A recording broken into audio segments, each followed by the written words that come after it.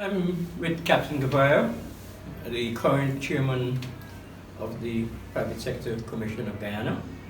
And in recent weeks, the Private Sector Commission has been commenting on a lot of the developments taking place in Guyana with respect to the no confidence motion, the rulings of the Caribbean Court of Justice, and the work of the Guyana Elections Commission. Captain Gouveia, as chairman of the PSC, why is the PSC so interested in what is happening in terms of the electoral process?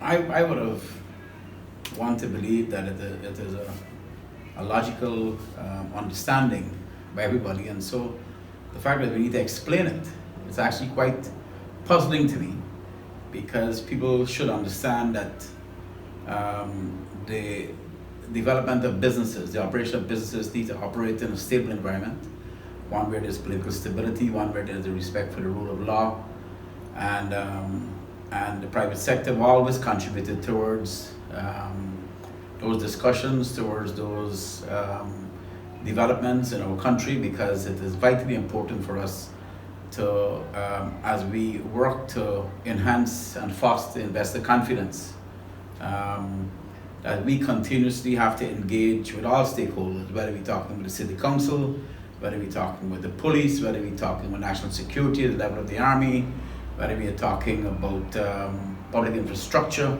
So the private sector have always been very involved.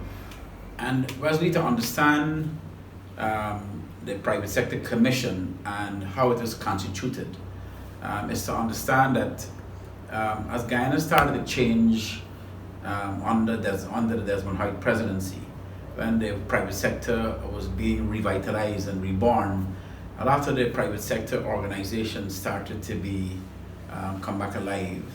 They became active. So the Georgetown Chamber of Commerce, the Tourism and Hospitality Association was born, the Guyana Manufacturing Association, all of the chambers of commerce in Berbice, in Upper Quarantine, Central Quarantine, in Linden, and the Essequibo Coast. All of these organizations started to be reborn because with the advent of private sector activity, private sector needed to be able to group themselves into lobbying groups to deal with some of the challenges that they face in their day-to-day businesses.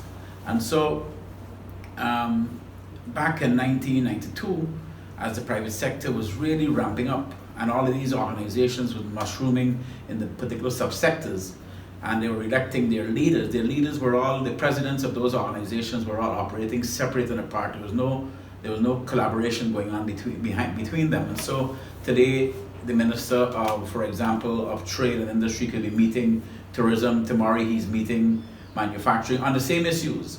So some senior wise men, businessmen, people like Super Sad and Clifford Reese back in those days, came up with the concept that it would make sense to pull all of these elected private sector leaders into one room, where they could then deal with national cross-cutting issues. And that room became the Private Sector Commission.